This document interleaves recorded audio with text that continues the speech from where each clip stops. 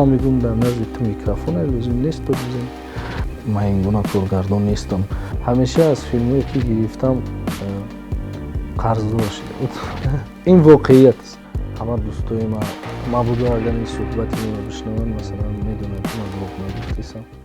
мехоҳед дар бораи касбу корҳои гуногуну замонавӣ маълумот дошта бошед, вале намедонед аз кӣ пурсед ва ё ҷуръати пурсидан надоред.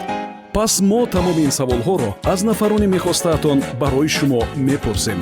онҳо тамоми воқеиятро ба шумо хоҳанд гуфт. шумо 10 саволи ғалатиро тамошо доред. салом ба ҳама мухлисони телевизиони синамо ва ман Файзулло Файз ҳастам, корманди киностудияи давлатии Тоҷикфилм, ҳамчун коргардон кор мекунам.